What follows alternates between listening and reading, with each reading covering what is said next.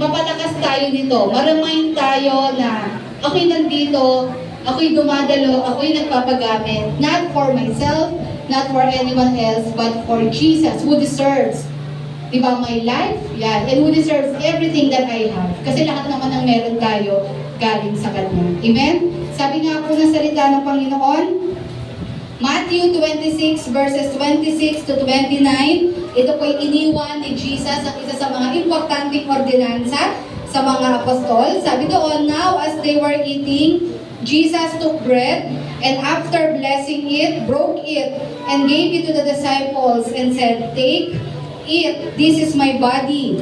And he took a cup, and when he had given thanks, he gave it to them, saying, drink of it, all of you, for this is my blood of the covenant, which is poured out for many for the forgiveness of sins. Amen? Tayo po inaanyaya akong tumayo sa umagang ito, at the same time, I'm inviting our co-workers dito po sa harapan.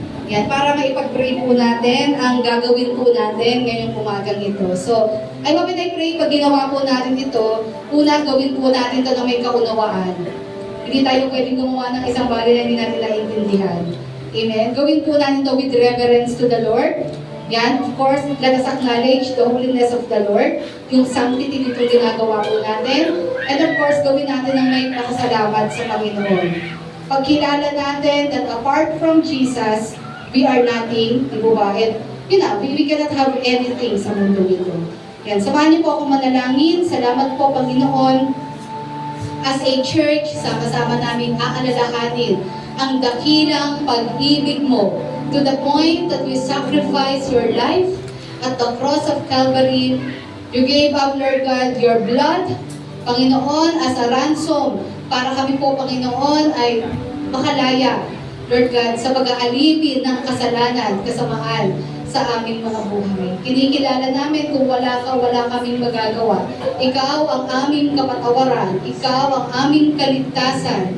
Ikaw ang aming buhay na walang hanggan, Panginoon. At tunay nga po ang panalangin namin sa umagang ito, habang kami po ay nakikiisa sa selebrasyon na ito, gawin po namin ito ng may pagmamahal. Gawin po namin to ng may pagkilala at pagpaparangal sa iyong pangalan. Salamat po. Ito ang aming panalangin sa pangalan mo, Panginoon Jesus. Amen. Pwede na po natin i-distribute po ang mga elements of the Holy Communion. Yung iba po sa atin, tapos na po kaninang first service. Okay na po yun. Thank you for the price you paid, bearing all my sin and shame. In love you came and gave amazing grace. Thank you for this love, Lord. Thank you for the nail-pierced. Wash me in your cleansing flow. Now all I know, your forgiveness and worthy is the Lamb. Worthy is the Lamb.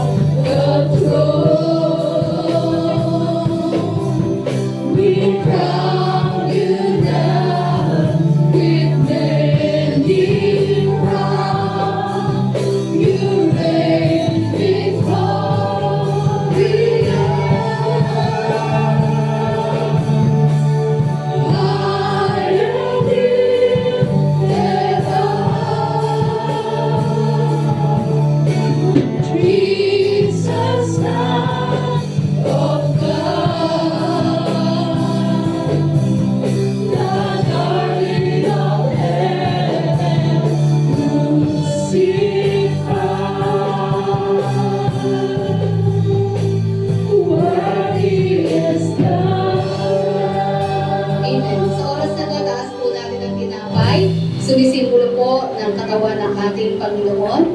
Indeed, as the Word of God says, the book of Isaiah, by His stripes we are healed. Sa pamamagitan ng mga latay at sugat ng ating Panginoon, tayo nagkaroon ng kagalingan.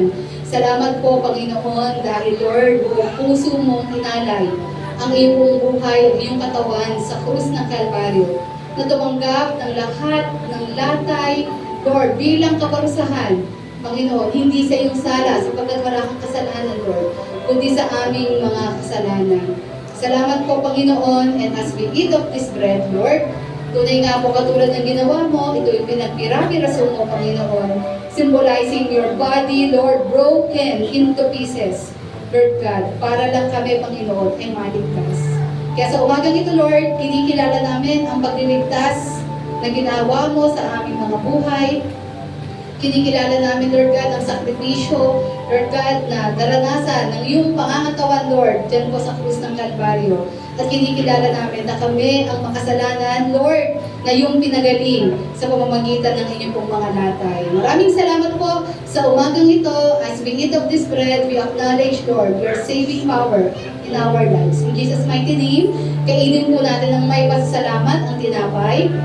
At sa oras na ito, itaas po natin ang juice na sumisimbolo po sa banal na dugo ng ating Panginoong Yesus na dumanak sa krus ng Kalbaryo. Panginoon, as your word says, sa pamamagitan po, Lord, ng iyong mga banal na dugo, nagkaroon ng pagpapatawad, forgiveness sa aming mga kasalanan.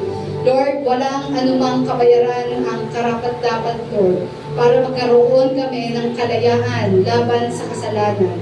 Only your most holy precious blood, Lord Jesus, the only acceptable payment in heaven para kami ay magkaroon, para kami mapawalang sala at papatawad at patuloy na paglilinis ng aming mga buhay. That's why, Lord, ang iyong banal na dugo sa krus ng Kalbaryo ay halos naubos, Panginoon.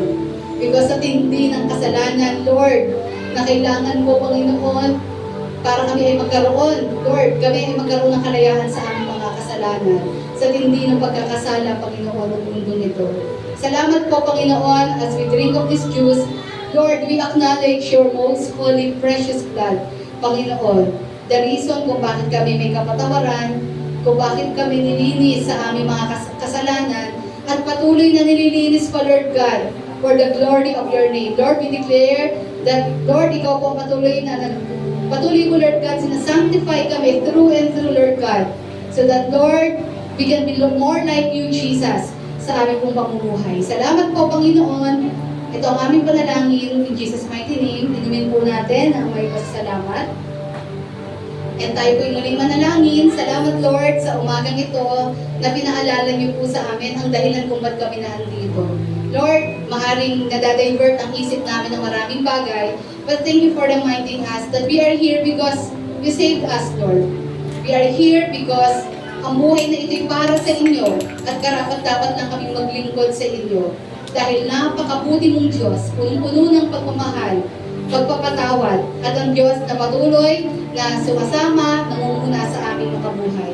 Bless each one of us, Lord, at patuloy mong i-empower at magamit kami, Lord God, upang mabigyan ka ng karangalan sa lahat ng aming gagawin. Maraming salamat po. Ito nga po ang aming panalangin sa ngalan mo, Panginoon Yesus. Amen. Palakpakan natin ang Panginoon.